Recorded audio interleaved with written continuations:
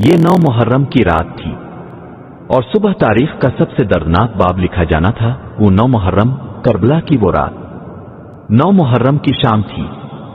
کربلا کی ریت خاموش تھی لیکن فضا میں ایک عجیب سا بوجھ محسوس ہو رہا تھا۔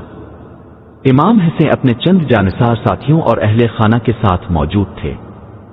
دشمن کا لشکر چاروں طرف سے گھیر چکا تھا۔ ہر شخص جانتا تھا کہ آنے والا دن تاریخ کا ایک عظیم اور دردناک دن بننے والا ہے۔ روایات میں آتا ہے کہ جب دشمن نے حملے کی تیاری کی تو امام حسین نے ایک رات کی مہلت مانگی۔ کیوں؟ تاکہ وہ رات اللہ تعالیٰ کی عبادت، دعا، استغفار اور قرآن کی تلاوت میں گزار سکے۔ وہ رات صرف ایک رات نہیں تھی، وہ وفا کی رات تھی، وہ صبر کی رات تھی، وہ اللہ پر کامل بھروسے کی رات تھی۔ خیموں میں عبادت کی صدائیں بلند ہو رہی تھیں۔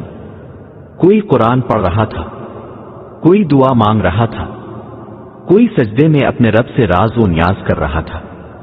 امام حسین جانتے تھے کہ صبح آزمائش کی گھڑی آئے گی، لیکن ان کا دل مطمئن تھا، کیونکہ جو شخص حق پر ہو وہ حالات سے نہیں ڈرتا۔ 9 محرم ہمیں یہ سبق دیتا ہے کہ مشکل سے مشکل وقت میں بھی اللہ تعالیٰ سے تعلق مضبوط رکھنا چاہیے، اور یہی تعلق انسان کو ہر آزمائش میں ثابت قدم رکھتا ہے۔